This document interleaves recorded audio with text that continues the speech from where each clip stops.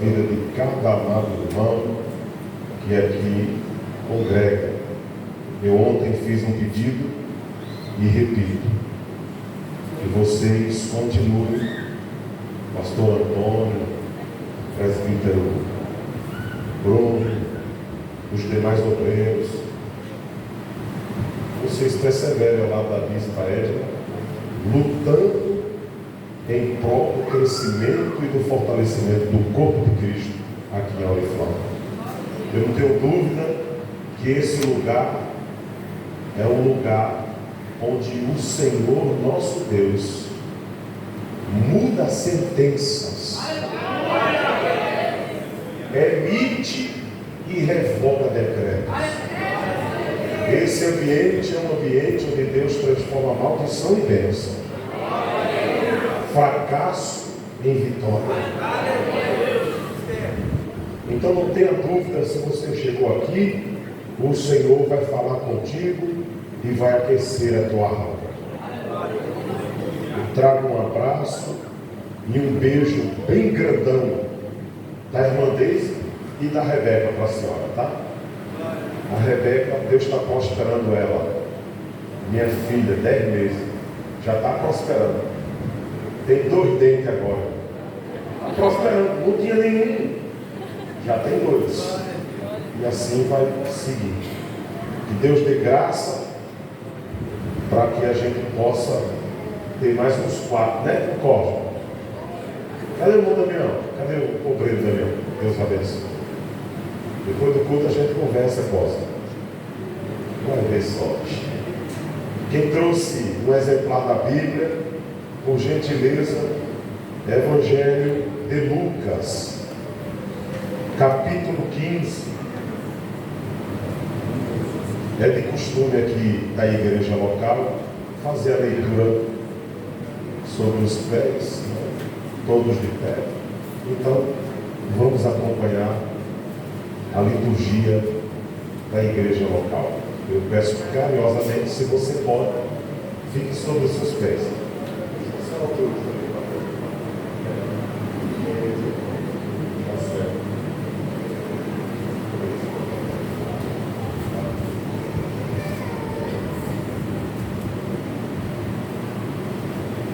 Então, meus irmãos, capítulo 15 do Evangelho segundo escreveu Lucas. Quando você encontrar, diga: Deus é bom. Nós vamos ler a partir do versículo 11. Texto muito conhecido, mas eu tenho convicção que Deus há de tratar conosco nesta noite e será uma bênção. Vamos ler?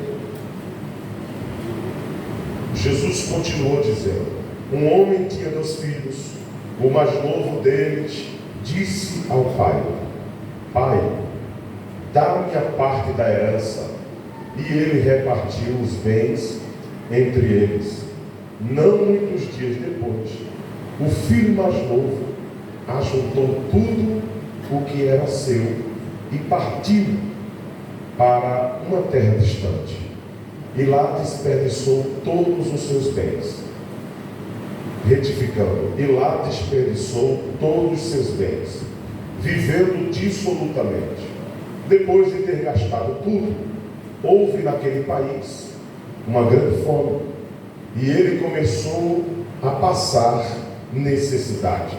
Então ele foi e se empregou com um dos cidadãos daquela região, e este o mandou para seus campos para apacentar os porcos, e desejava fartar-se das bolotas que os porcos comiam, mas ninguém lhe dava nada. Então caiu em si e disse: quantos empregados de meu pai têm pão com fartura, e eu estou aqui morrendo de fome? Eu me levantarei, irei até meu pai e lhe direi: Pai, pequei contra o céu e diante de ti. Não sou digno mais de ser chamado teu filho. Trata-me como um dos teus empregados. Levantou-se e foi até seu pai. Quando ele ainda estava longe, seu pai o viu cheio de compaixão. Correu, retificando, seu pai o viu e, vírgula, cheio de compaixão, correu, abraçou-o e o beijou. O filho lhe disse: Pai, pequei contra o céu e diante de ti. Não sou mais digno de ser chamado teu filho. Mas o pai disse aos seus servos: Trazei depressa a melhor roupa e vestiu. Ponde um anel em seu dedo e sandálias nos pés. Trazei também e matai o novilho gordo. Comamos e alegramo-nos, porque este meu filho estava morto e reviveu, estava perdido e foi encontrado. E começaram a alegrar-se. O filho mais velho estava no campo quando voltava. Ao se aproximar da casa, ouviu a música e as danças. Chamou um dos servos e lhe perguntou o que era aquilo. Ele lhe informou: Teu irmão voltou e teu pai mandou matar o novilho cevado, porque o recuperou com saúde. Ele se indignou e não queria entrar. Então o pai saiu e procurava conciliá-lo. Mas ele respondeu a seu pai: Há quantos anos que te sirvo, sem jamais transgredir uma ordem tua, e nunca me deste um cabrito sequer para me alegrar com os meus amigos. Mas vindo esse teu filho, que desperdiçou teus bens como as meretrizes, e em algumas traduções como a minha, diz prostitutas, tu mandastes matar para ele o novilho gordo. Então o pai lhe respondeu: Meu filho, tu sempre estás comigo, tudo o que eu tenho é teu. Entretanto, era necessário que comemorássemos e nos alegrássemos, porque esse teu irmão estava morto e reviveu, estava perdido e foi encontrado. Senhor Jesus, mais uma vez te agradecemos e te pedimos: perdoe as multidões dos nossos pecados, lava-nos mais uma vez com o teu sangue puro e carmesim, tornando nossas vestes mais alvas que alvarão, mais brancas que a branca neve. Revela-nos aquilo que está no mais profundo das profundezas de tuas profundidades. Traga à tona as verdades que estão aqui embutidas no teu santo oráculo, as verdades que aos olhos humanos eu não consigo ver, mas que pela iluminação do teu Espírito eu enxergo, me alimento e compartilho com a tua igreja por nosso elemento espiritual. Há um desejo que brota do nosso âmago, do mais profundo do nosso ser, é que o teu Espírito, mais uma vez, glorifique o teu Filho Jesus no nosso meio. Esta igreja não irá cessar de dividir. Cura, salva, batiza com o Espírito Santo, liberta, renova, porque nós cremos fervorosamente e insofistavelmente que muito em breve o Senhor raiará das nuvens para nos buscar. Quem mantém essa esperança viva é quem manda as mãos para o céu e grita dizendo: Maranata. Deus abençoe a cada um. Tome os vossos assentos, por gentileza. Aleluia, Deus! Glória! Aleluia. As palmas que louvam ao Senhor Jesus. Meus irmãos, é um texto famosíssimo. Os estudiosos apontam para essa parábola, nessa época, como a parábola mais famosa que o Senhor Jesus proferiu, e nós temos o registro. Um pintor muito famoso, o mais importante da Holanda, Rembrandt, e é um dos mais importantes da Europa, inspirado nessa palavra, nesse texto, pintou um quadro famosíssimo. Shakespeare realizou muitas peças teatrais inspirado no Filho Pródigo. Todos nós que estamos aqui já ouvimos uma canção, já ouvimos até mesmo durante o culto, alguém louvando a Deus, usando a letra que relata essa história. Muitos hinos são conhecidos de todos nós aqui. Essa passagem bíblica, eu quero acreditar que absolutamente todos que aqui estão já conhecem. Já ouviram alguém ministrando, de repente até já ministraram, ou já ouviram alguma canção, algum louvor, algum hino relacionado a essa história. Se você nunca ouviu nada disso que eu falei, hoje você vai ouvir e irá aprender algumas coisas que nós iremos extrair desse texto e aplicar para a nossa vida.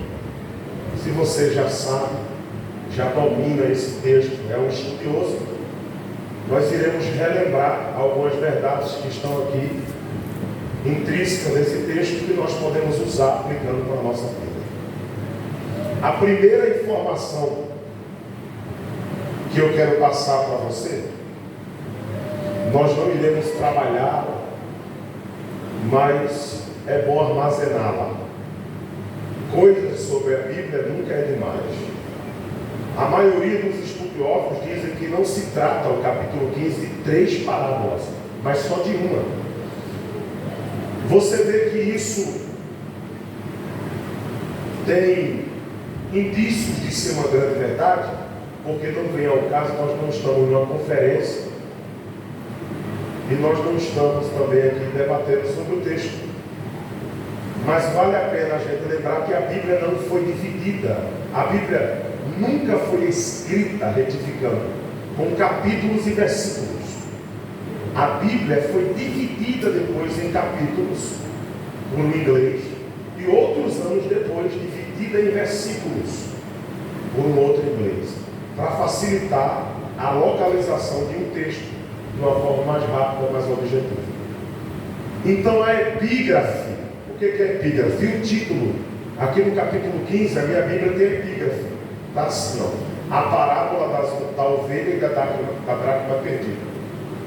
Em cima do versículo 11 tem outra epígrafe, a parábola do filho pródigo, porque a editora quis assim colocar. Fala para quem está do teu lado, diga, foi a editora. Foi a editora. Quem colocou o nome filho pródigo foi a editora. Porque pródigo significa gastador. Então foi dado um título. Por quê? Fica mais fácil da gente encontrar, sim ou não? Fica mais fácil. É uma bênção. Mas eu tenho uma Bíblia, meus irmãos, que não tem epígrafe. Então a gente lê os textos sem epígrafe. E a primeira vez que eu li sem epígrafe, eu tive uma sensação de que a maioria dos estudiosos realmente podem estar certos. Porque se a gente observar aqui, a parábola se inicia falando de uma ovelha que se perdeu. Essa ovelha saiu, se perdeu fora de casa, fora do aprisco. Quem está vivo, diga amém. Amém. Se perdeu do lado de fora, representa o filho mais novo. E a dracma se perdeu aonde? Representa o filho mais velho, que está dentro de casa, mas está perdido em seus conceitos e conclusões. Então essa é uma informação que é bom você armazenar. Ah, pastor, mas eu acredito que sejam 3, para a gente não importa muito. Mas é bom armazenar essa informação de que são 3 parábolas, mas falam basicamente das mesmas coisas. Então pode ser que seja uma só. Para a gente tanto faz. No momento, nós iremos usar o relato que se inicia no versículo 11 e aplicar para a nossa vida. Primeira coisa que eu quero trabalhar com vocês essa noite. Jesus está dizendo que o homem tinha quantos filhos? 2 filhos. E o mais novo disse: dai-me o que pertence ao meu irmão. É assim que está escrito? É assim? Vocês são bons de Bíblia mesmo. Não, não é assim que está escrito. Não é assim. Está escrito: dai-me a parte que lhe. Então nós temos uma problemática aqui para resolver. Qual que é a problemática? Aplicando para os nossos dias, esse homem não está fazendo nada de errado. Esse moço está pedindo o que é justo. Está pedindo a parte dele. Agora, dentro do contexto cultural da época, ele está cometendo um grande e gravíssimo erro. Culturalmente, ele está matando o pai. Ele está dizendo: para mim, para a minha vida, o Senhor já morreu.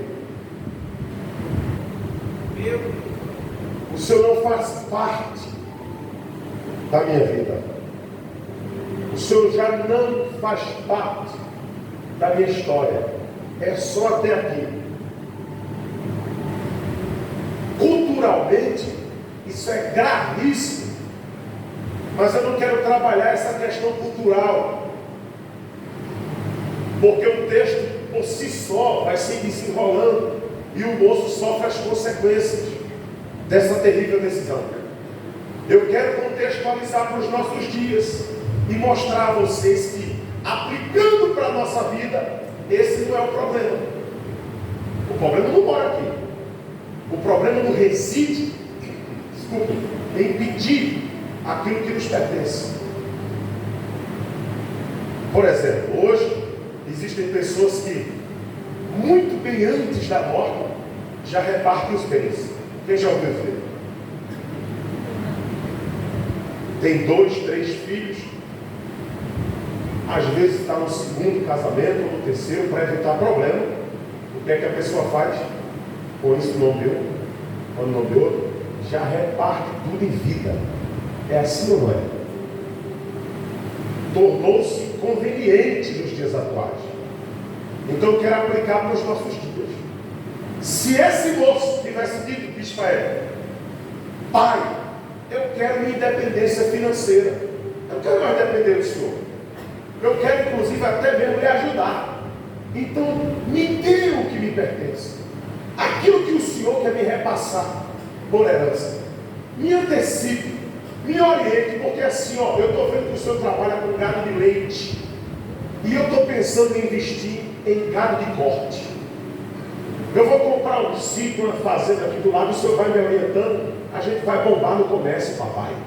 Vai ser uma bênção. Eu quero só que o Senhor me ajude a independência financeira, mas eu não quero sair perto do Senhor. Eu quero continuar ouvindo os seus conselhos.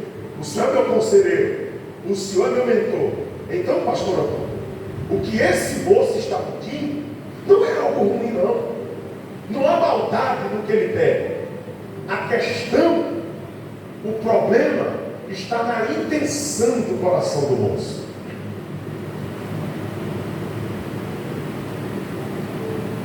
É a intenção dele. O que ele faz é algo simples. Retificando, o que ele fala é algo simples. Ele reivindica um direito dele, mas o que ele faz é devastador. Então, guarda o que eu vou lhe dizer nessa noite. O que você faz fala muito mais alto do que o que você diz. O que você faz gera mais impacto do que o que você fala. Dai a parte que me pertence. Dai, me dá. É meu. O pai não gerou um problema para que isso acontecesse. O que o pai fez? Repartiu os bens entre eles. Agora a intenção vai ser revelada, porque a intenção do coração não fica oculta por muito tempo. Deus fica na incumbência, irmão. de fazer com que venha à tona o que está por trás da intenção. Não precisa, às vezes, nem vir profeta de fora, nem de casa para revelar. Tem coisa que Deus não deixa ninguém revelar. Deus até mostra, mas fala para o profeta: cala a boca, só estou te mostrando para tu não ficar enganado, para tu não ficar enganada, para tu ter o discernimento, mas tu não vai falar. Deixa que já a bomba explode. Aí o tempo passou e não demorou não. Olha o que o texto vai dizer: o mais novo deles disse ao pai: dá a parte da herança que me pertence. Ele repartiu os bens entre eles. Versículo de número 13. Não muitos dias depois, você pode repetir, diga: não muitos dias depois. Ele nem demorou. Pegou tudo e ó, como fala lá em Pernambuco, vazou fora. Pegou braqueada, subiu. Aqui mora a questão do problema. Pegou tudo que era seu e partiu para onde? Para uma terra longínqua, muito distante, para bem longe. O texto, meu irmão, ele é a maior fonte para a sua própria exegese, ou seja, a Bíblia por si só se explica. A gente não precisa forçar nada. A Bíblia fala, e no que ela fala, ela se explica, bispa. Olha o que o texto diz. Ele pegou o que lhe pertencia, foi para uma terra muito longe. Quando chegou nessa terra, gastou tudo que tinha, porque estava vivendo irresponsavelmente, dissolutamente. A Bíblia está mostrando aqui. Essa é a revelação infalível, que é a palavra de Deus. A Bíblia está revelando a gente. A Bíblia está mostrando a intenção do moço. O que é que esse moço queria? O que motivou ele a pedir o que lhe pertencia? O texto está mostrando. Pastor, desenha na parede para mim. Vou desenhar. Ele queria viver de todo jeito. Ele queria viver de forma irresponsável. E eu vou falar uma coisa para você. O moço entendeu que para viver de todo jeito na casa do pai não dá. Para eu viver do jeito que eu estou a fim de viver, eu tenho que estar longe do pai. Eu tenho que ir para fora da casa do pai, estar distante do pai, porque dentro da casa do pai, convivendo com o pai, debaixo da tutela do pai, eu não posso andar do jeito que eu quero. Eu ando do jeito que o pai determina. Eu não falo do jeito que eu quero, eu falo do jeito que o pai autoriza que eu falo. Eu não faço o que eu quero, do jeito que eu quero, na hora que eu quero, na casa do pai. Na casa do pai é do jeito do pai. É na hora do pai. E eu estou me sentindo sufocado. Eu estou muito estressado. Ai, é negócio de igreja, eu vejo um jeito que não dá um burro numa cocada na igreja. Na igreja. Não é obreiro, não lava tempo, não lava um banheiro, não lidera o departamento, não faz nada. E só vive assim. Ai, estou tão cansado. Ai, meu Deus, a igreja está. Vixe, é muita coisa.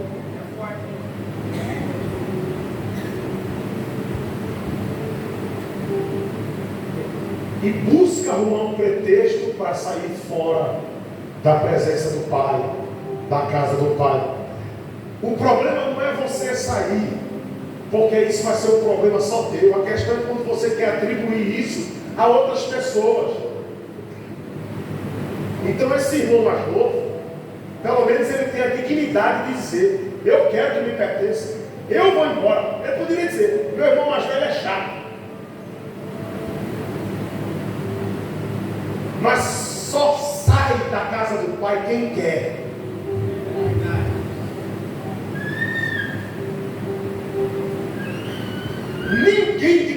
criminoso consegue arrancar um filho da casa do pai, ele sai porque ele tem intenções, ele sai porque ele tem convicções, não é por conta de provocação nenhuma. Você viu José sair de casa porque os irmãos se juntavam contra ele? Não, ninguém sai da casa do pai por causa do irmão, não, isso é conversa fiada. A pessoa está querendo sair e arruma uma desculpa, não, porque é meu irmão. Abel e Caim. Caim matou Abel, Abel não saiu, conviviam juntos. Ninguém tira ninguém da igreja. As pessoas saem da igreja. E esse irmão, ele quis sair, o mais novo. Escuta o que eu vou lhe dizer. Existe alguma coisa de errado em alguém dizer assim aqui: olha, eu quero ir morar em Araçatuba, comprar um apartamento lá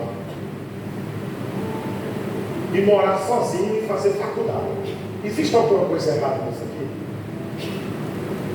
Não existe.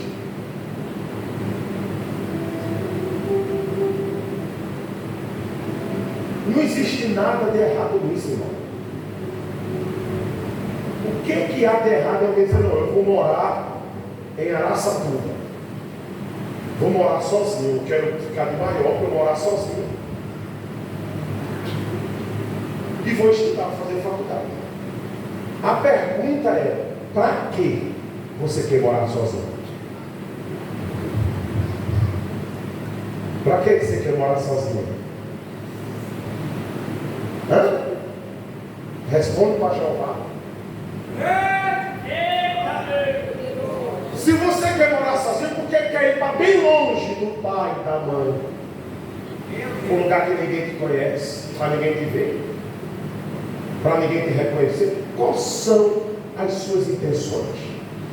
O que está por trás do que você pede para Deus? Para que você quer um carro novo? Quer andar de SW4? Para quê? Porque eu sei que tem gente que, se Deus desse o SW4, não usava nem um 4x4 para entrar num sítio para fazer uma visita. Não, meu carro novo está doido? Bota na mão. Fala para quem está do teu lado, o que é que você quer fazer com essas coisas que você pede ao Pai? Quais são as vossas intenções? O moço já revela. Ele vai para bem longe do Pai, porque a voz do Pai incomoda. Por que a voz do Pai incomoda, sonoplasta e excelência? Porque, muito bem, porque a voz do Pai constrange. A gente quer descer, o Pai diz assim: não, é você subir.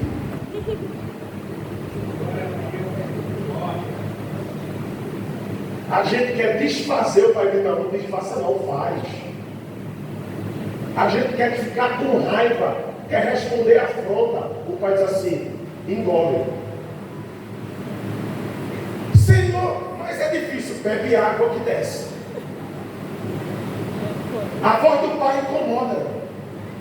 A voz do Pai incomoda porque a gente às vezes quer ir para um lado. A gente quer usar lógica. Aí o Pai manda fazer ao contrário da lógica. A voz do Pai constrange a gente. E o moço quer ir para bem longe do Pai, porque longe do Pai não se escuta a voz do Pai. Porque tem gente que começa, pode notar, não há nada de errado você fazer uma visita, irmão, numa igreja. Eu não acho errado. Eu não acho errado Deus falar com alguém, bispo, trazer uma carta e dizer assim: olha, bispo, eu tenho orando a Deus, pedindo a Deus um lugar para eu congregar, e o Senhor me mostrou esse lugar, foi resposta de oração. Eu não acho errado. Mas tem gente que todo mês está num lugar diferente. E eu vou falar tudo o que Jeová está mandando. Vou falar. Eu vou entregar tudo. Tudo. Todo mês está num lugar diferente.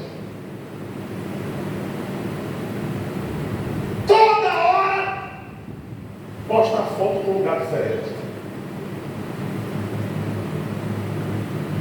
Sabe o que é isso? É a voz do Pai que está constrangendo. E a pessoa pensa que está indo para um lugar distante. Não, eu vou sair daqui porque aqui estão me atacando no público. Não é não, é papai falando com você. E papai, quando ama, ele puxa a orelhinha do filho.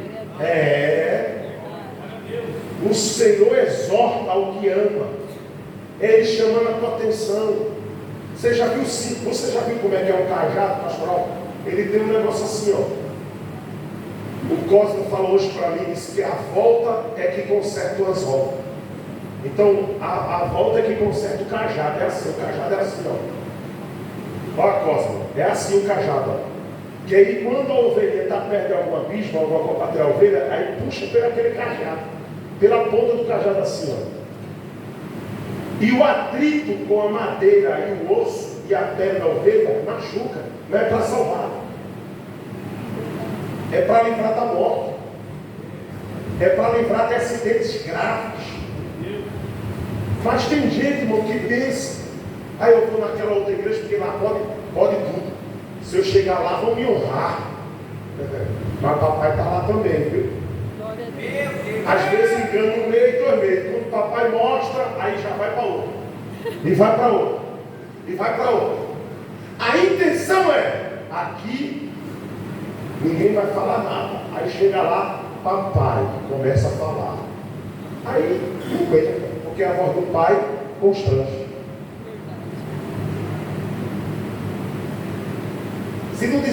Se não conseguir dizer aleluia, você pode falar baixinho assim, ó. Ai, aleluia. Eu vou dar outra dica. Eu, quando era na mocidade, não faz muito tempo,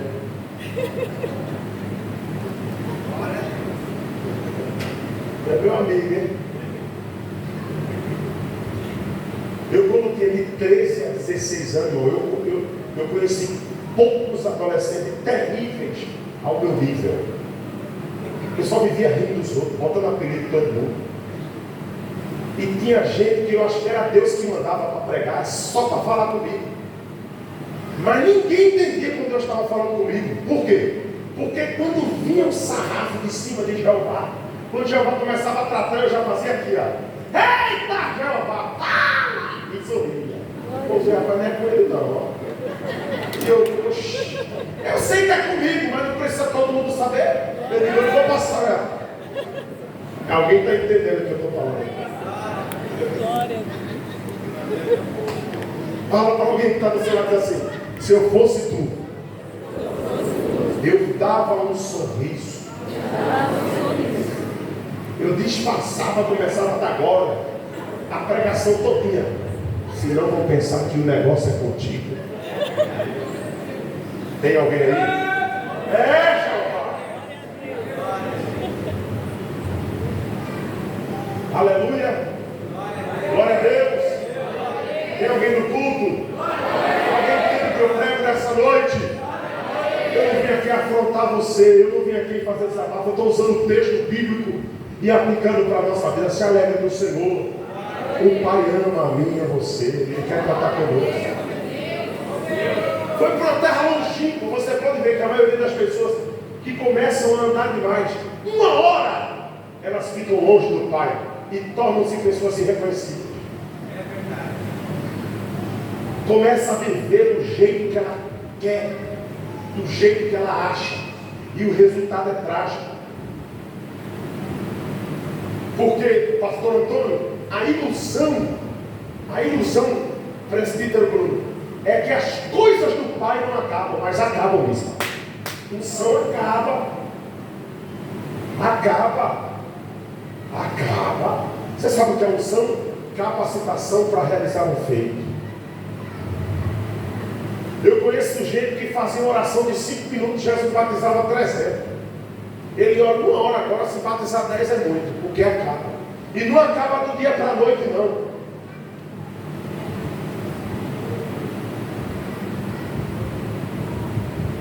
Vai acabando aos poucos. O que não acaba é o Pai, mas as coisas do Pai acabam. Então a gente precisa ter cuidado e preservar a comunhão com o Pai, porque o Pai é a fonte das coisas. Quem tem o Pai tem as coisas, mas nem sempre quem tem as coisas tem o Pai. Tem muita gente aí pregando, falando, usando as coisas do Pai, mas já não tem o Pai. Daqui a pouquinho, quando a notícia espalhar, quando as pessoas testificarem, quando as coisas do Pai acabarem, o ministério morre. Agora escute isso aqui que eu vou lhe dizer, e guarde para o resto da sua vida. O moço gasta tudo. O texto diz que quando ele gasta todas as coisas do Pai, sobrevém naquele país uma grande crise, uma grande fome. E por que não veio crise antes? E por que quando veio a fome, ele não foi embora para outro lugar? Ele não foi para um lugar bem longe? Era só ir para um outro lugar bem longe ainda. Pergunta quem está do outro lado, diga aí. Por quê?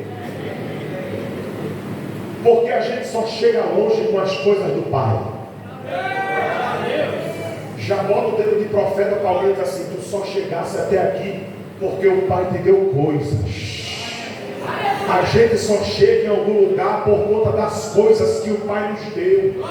Não se empolgue não, é o que o Pai te deu que fez você chegar aonde você chegou.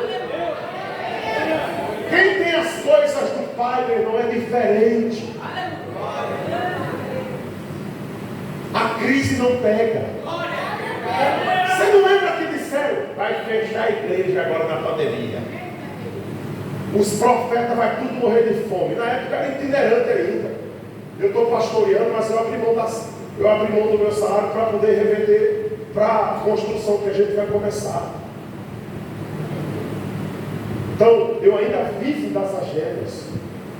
E muita gente disse, eu vi muita gente dizer na internet: agora os pregadores itinerantes ou morrem de Covid ou morrem de fome. Eu vi e fiquei quieto.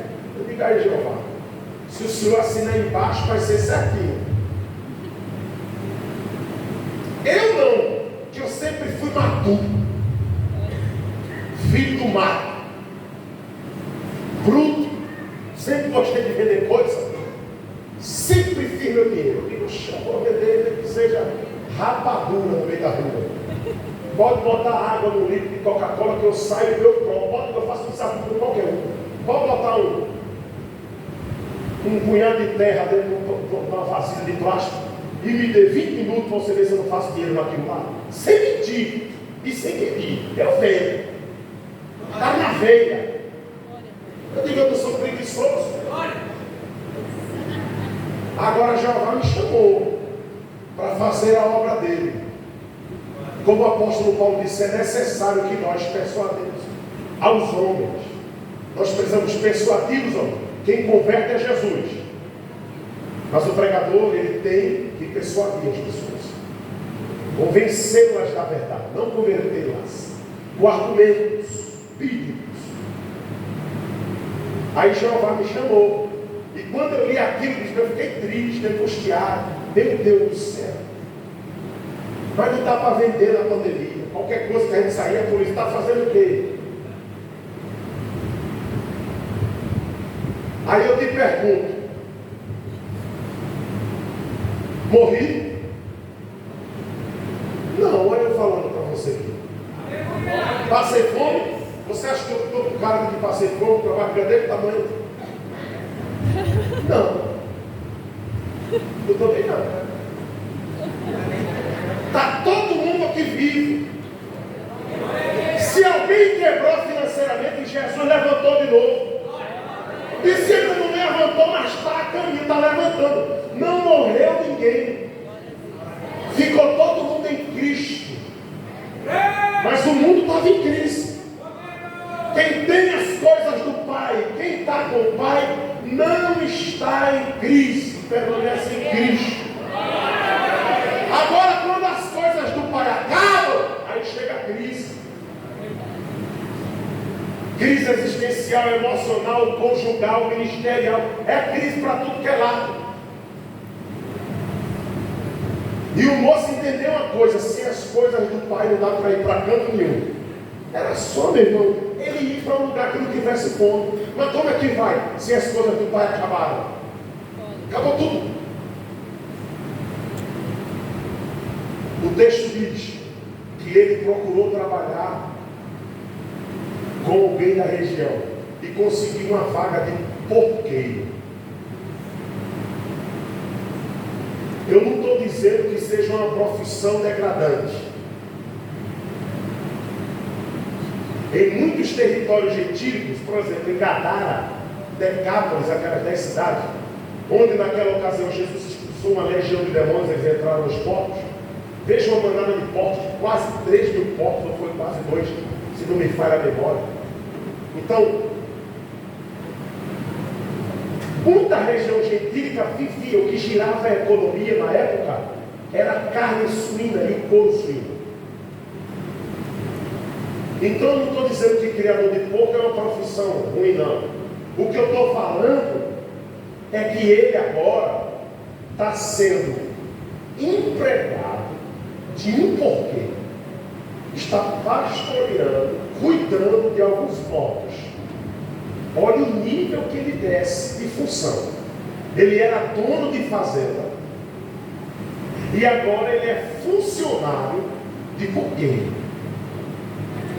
Segunda coisa, ele comia numa mesa à parte, ele ceava com o pai.